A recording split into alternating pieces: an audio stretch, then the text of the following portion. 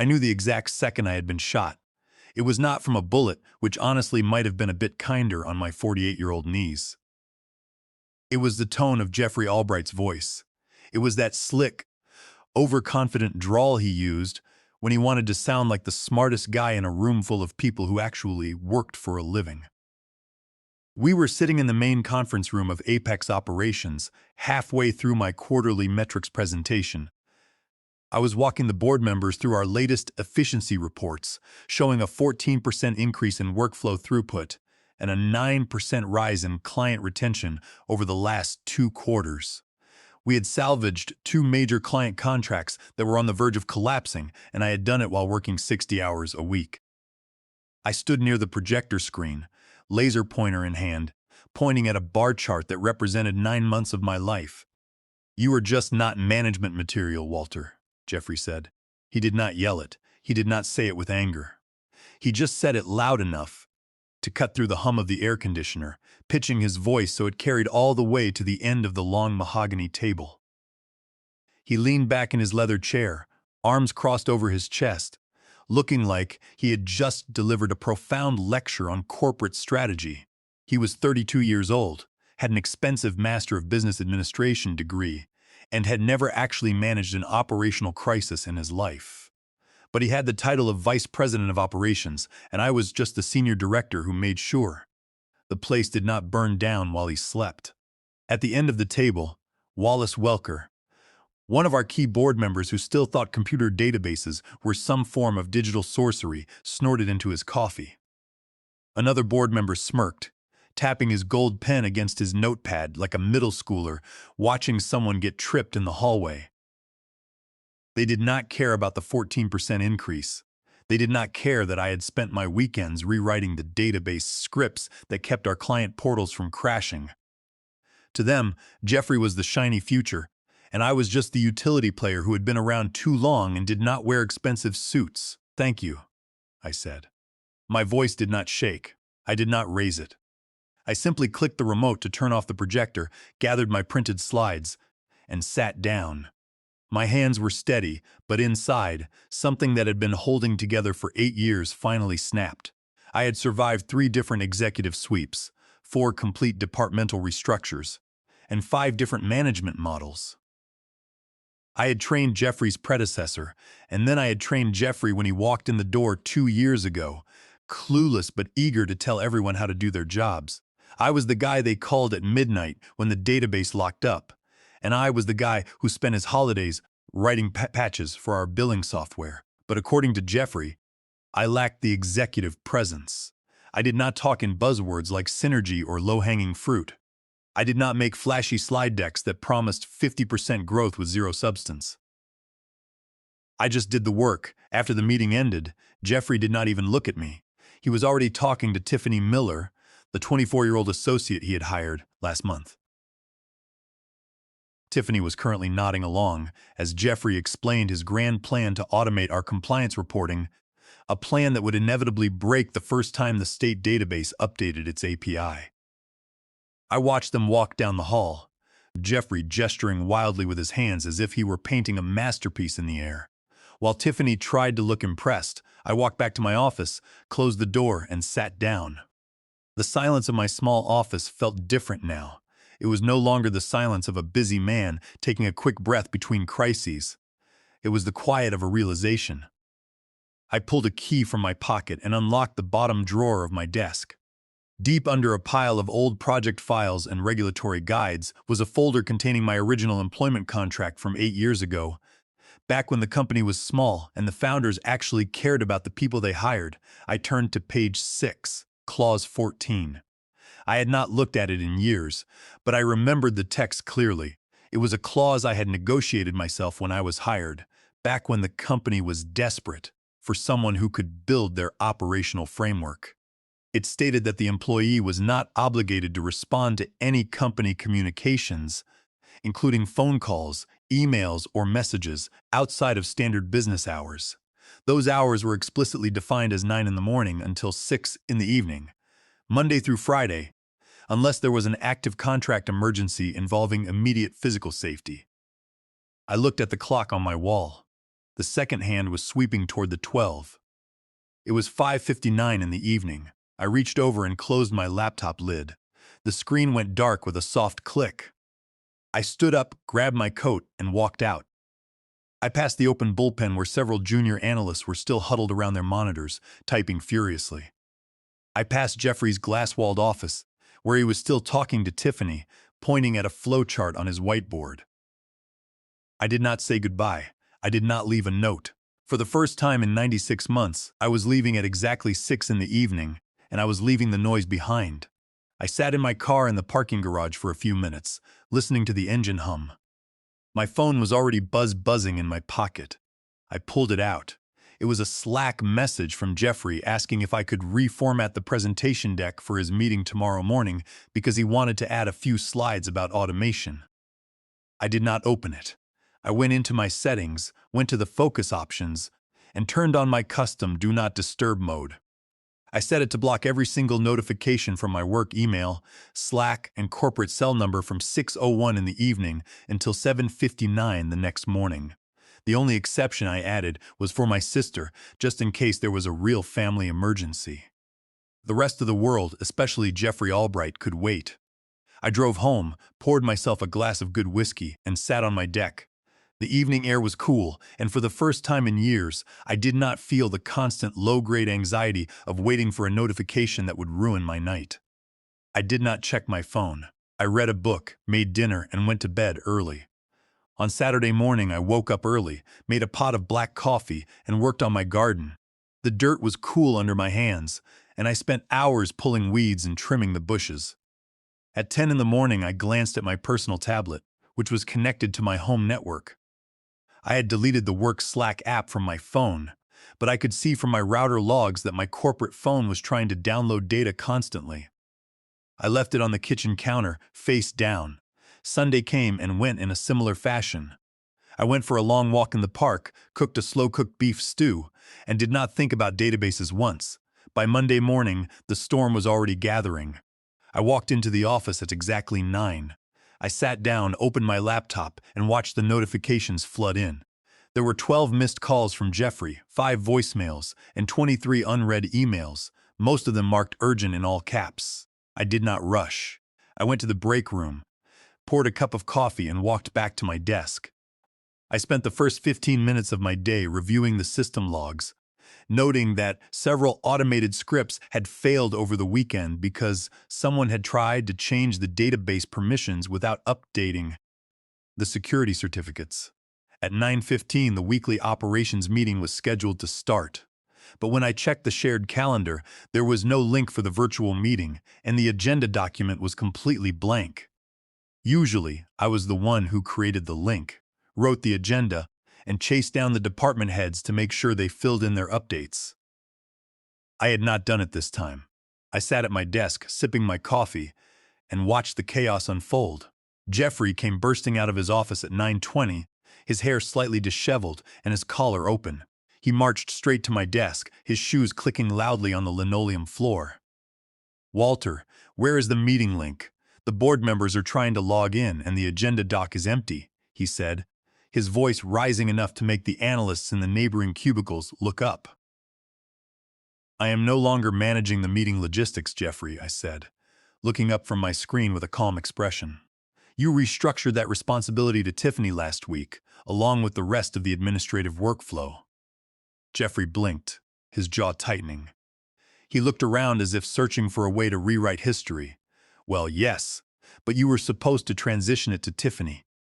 She does not know how to generate the secure links for the board members." "I sent her the written guide on Thursday afternoon," I replied calmly. "It is a 3-page document detailing the entire process, and it is also saved in the team folder." I marked the task as complete on my transition log. "She did not see it," Jeffrey snapped. "And now we look like amateurs in front of the board." Before he could say anything else, Tiffany appeared behind him, looking panicked and holding her phone as if it were a live grenade. "Jeffrey, the vendor from Consolidated Fulfillment, is on the phone. They are saying they did not receive the weekly wire transfer, and they are threatening to hold our shipping containers at the port. We have 40 containers of inventory stuck." Why did the transfer fail? Jeffrey asked, turning to her, his voice cracking slightly. We set up the automated payment script last month to avoid this. I do not know, Tiffany said, her voice shaking. It just says error code 404 in the system registry, and the payment gateway is locked. Jeffrey turned back to me, his eyes wide. Walter, fix this now.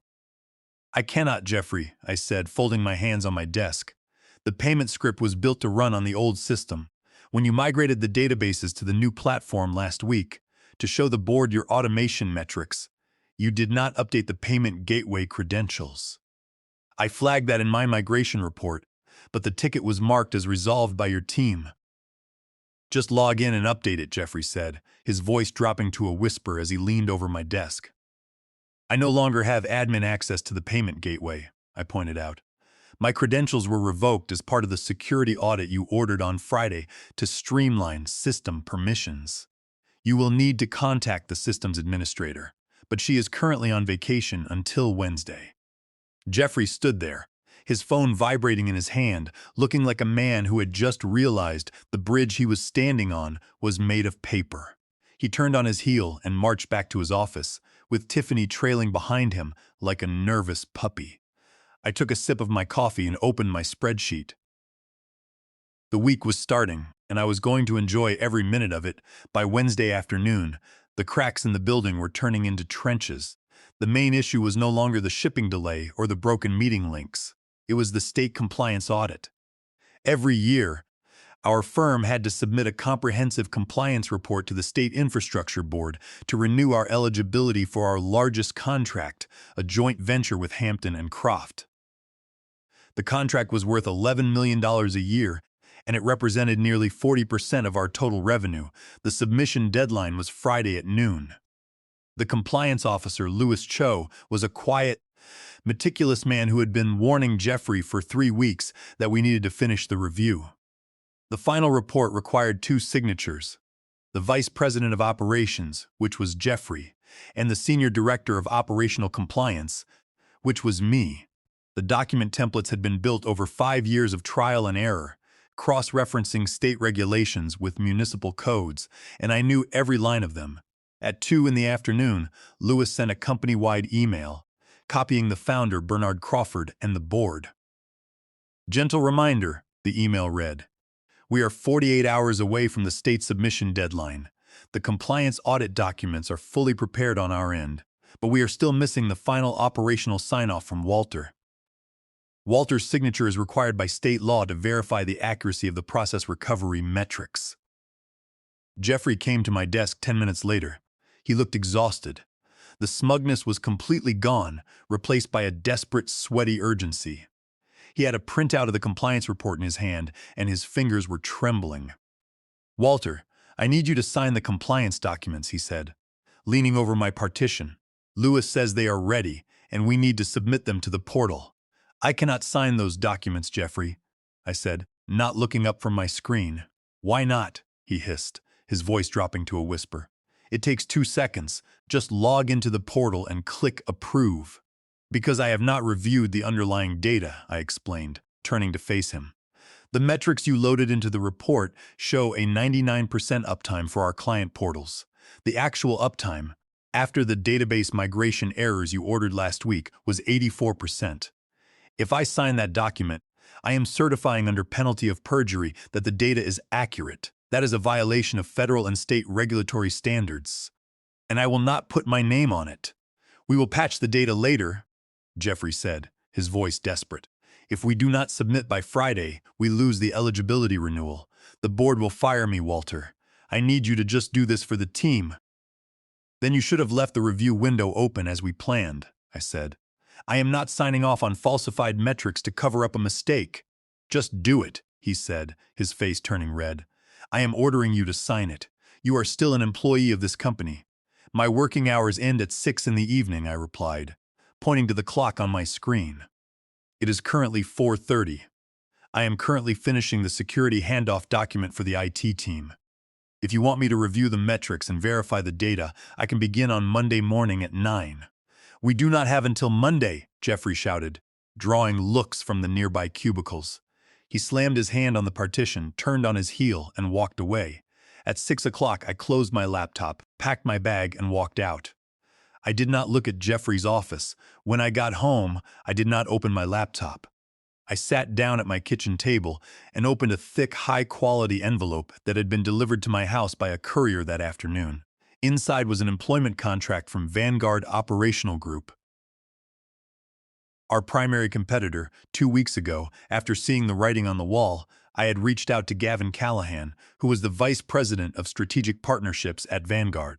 They had been trying to win the Hampton and Croft account for years, but they lacked the operational framework to support it. They knew my reputation. They knew I had built the systems that kept our firm afloat. They offered me the position of vice president of strategic operations. The salary was 60% higher than what I was making at Apex, and it came with a comprehensive benefits package, a guaranteed bonus, and, most importantly, a seat at the table where decisions were actually made. I read the contract carefully. Every clause was fair, and there were no hidden traps. I signed my name at the bottom in blue ink, scanned the document with my phone, and sent it back to the recruiter from my personal email. After sending the contract, I spent a quiet evening away from screens. I watered my garden, made a dinner of roast chicken and vegetables, and read a book on history. I felt a deep sense of relief, realizing that the stress of the last 8 years was no longer my burden to carry. The company was sinking under Jeffrey's leadership, but I had built my lifeboat, and he had chosen to throw away the oars. I then drafted my resignation email to Bernard Crawford. I did not send it yet. I wanted to wait until the right moment. I set my phone to Do Not Disturb, poured a cup of tea, and slept for 9 hours. Thursday morning arrived, and the atmosphere in the office was like a courtroom before a verdict. At noon, a company-wide calendar invite appeared. Subject: mandatory all-hands meeting, 3 in the afternoon, conference room B. When I walked into the room at 2:58, the air was thick. Bernard Crawford, the founder of the firm, was standing at the head of the table. He was a tall man in his 60s, usually relaxed and quick with a joke, but today his face was carved from granite. Jeffrey was sitting to his right, looking like he was waiting for a firing squad. Once everyone was seated, Bernard tapped the table.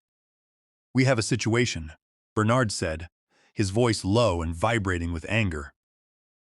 "This morning, I received a call from Veronica Patel, the chief executive officer of Hampton and Croft. She informed me that their compliance team has flagged our eligibility renewal application. They are initiating a full-scale stability review of our partnership." The room went dead silent. Tiffany looked like she was about to cry. "They have concerns about our operational capacity," Bernard continued. "They cited 3 late deliverables this week, including a major shipping delay with consolidated fulfillment, and they noted that our compliance portal has not been updated." Veronica was furious. She told me that the system has been slow, that 3 of their primary regional reports were blank, and that, when they tried to raise a ticket, it was closed automatically with a generic automated template response. She said they have spent $11 million a year with us because they expected human expertise, not broken scripts. Bernard turned his gaze to Jeffrey. "Jeffrey, you are the vice president of operations. Explain to me how our largest client is ready to walk out the door." Jeffrey cleared his throat, his hand shaking slightly as he adjusted his collar. "Bernard, we have been managing a complex transition. As we scale our operations, we have been migrating Walter's legacy responsibilities to an automated framework.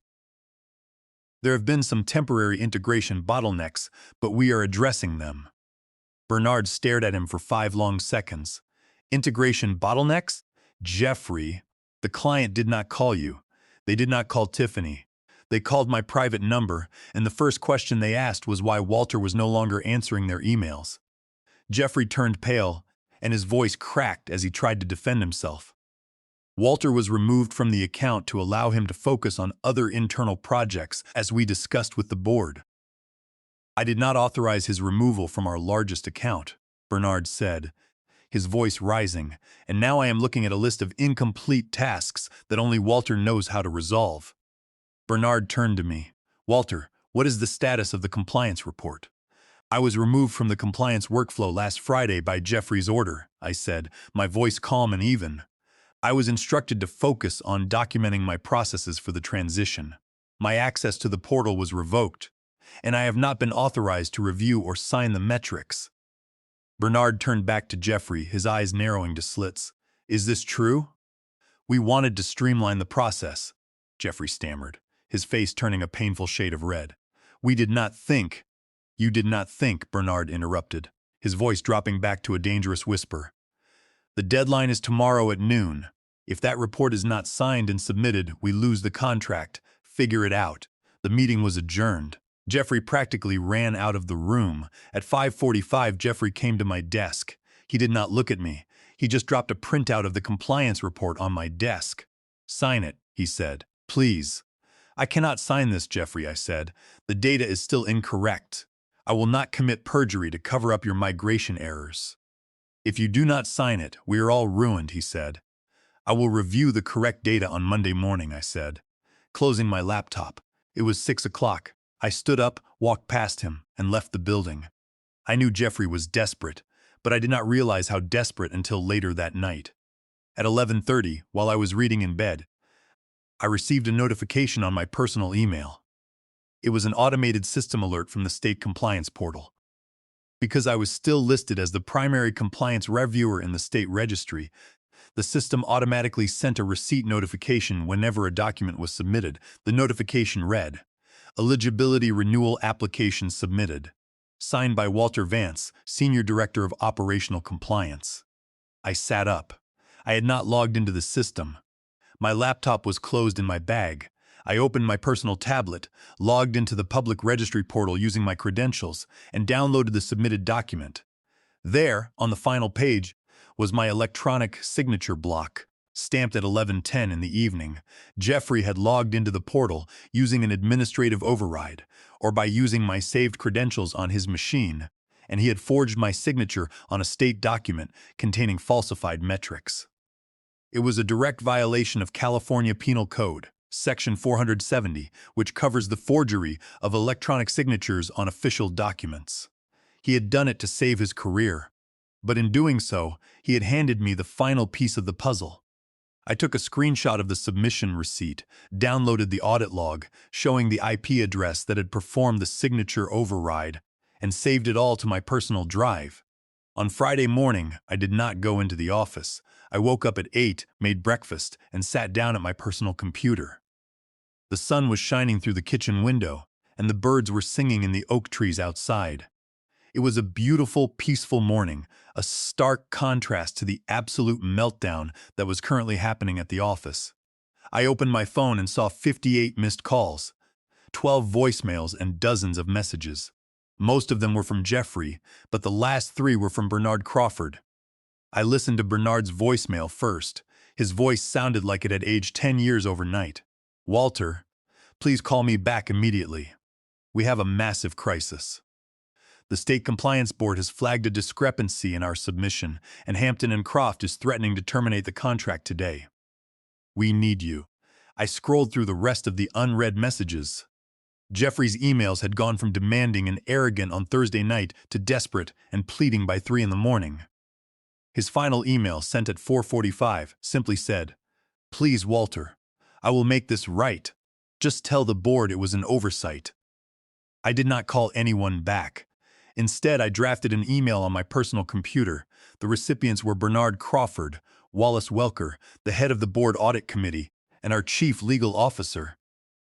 I attached the original compliance report with the falsified metrics, the screenshot of the unauthorized submission, the audit log showing Jeffrey's IP address performing the override, and a copy of my employment contract highlighting Clause 14.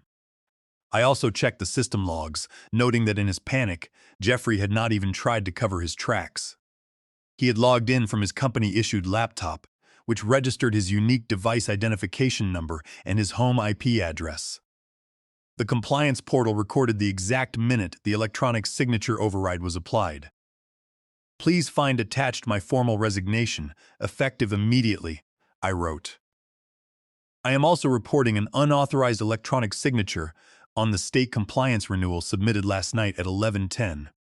The signature was performed without my consent or knowledge, representing a violation of California Penal Code Section 470, which covers forgery of electronic records. As documented in the attached audit log, the override was executed from Jeffrey Albright's corporate credentials while my system access was restricted. 10 minutes later, I sent a message to Gavin Callahan, the Vice President of Strategic Partnerships at Vanguard Operational Group. I attached the signed offer letter and wrote, "I have submitted my resignation. I am available to begin transitioning the Hampton and Croft account to Vanguard as early as Monday morning." At 10:04, my personal email chimed. It was an automated copy of an email sent by Gavin Callahan to Bernard Crawford. "Dear Bernard," the email read, "due to material breaches of compliance protocols and the failure to maintain operational continuity, Vanguard Operational Group, acting on behalf of Hampton and Croft, is terminating the strategic partnership with Apex Operations, effective immediately. We will begin the transition of all active projects to our internal teams on Monday." I smiled, poured another cup of coffee, and drove to the office to collect my personal belongings. When I walked onto the operations floor, at 11, the silence was deafening. The phones were ringing, but no one was answering them. The junior analysts were huddled in the corner, whispering. The coffee machine was empty, and the supply closet door was hanging open. I walked to my desk and began packing my books, my favorite coffee mug, a few reference manuals, and a notebook into a cardboard box. Within 2 minutes, Jeffrey appeared. His face was gray, his eyes bloodshot, and he was shaking. "Why did you do this?" he whispered, his voice cracking. "You ruined everything. The board is calling an emergency session. Legal is talking about police reports. Bernard is going to sue me." "I did not do anything, Jeffrey," I said, placing a framed photo of my sister in the box. "You forged my signature on a state compliance document to cover up your own incompetence. That is a felony under California Penal Code Section 470. You could have just signed it," he yelled, his voice echoing across the silent floor. "You set me up." "No, Jeffrey," I said, picking up my box and looking him in the eyes. "I just stopped saving you. And as you said, I am not management material." I walked past him. He did not follow me. He just stood there, an empty shell of a manager, waiting for the walls to collapse on him. I walked to the elevator, pressed the button, and stepped inside. As the doors slid shut, closing out the sound of the ringing phones and the whispered panic, I felt a deep, clean sense of peace. I had spent 8 years building that machine, and I had spent 5 days letting it break. But my dignity was intact. My new job was waiting, and for the first time in a very long time, I was going home. I drove out of the parking garage, rolled down the windows, and let the fresh autumn breeze fill the car. I turned on the radio, playing some classic blues, and felt the tension completely evaporate from my shoulders. There would be no more midnight database alerts, no more passive-aggressive Slack messages, and no more fixing other people's disasters. I was stepping into a new role where expertise was valued and leadership was earned, not handed out with a fancy degree. As the city skyline faded in my rearview mirror, I smiled. It was a new chapter, and I was ready.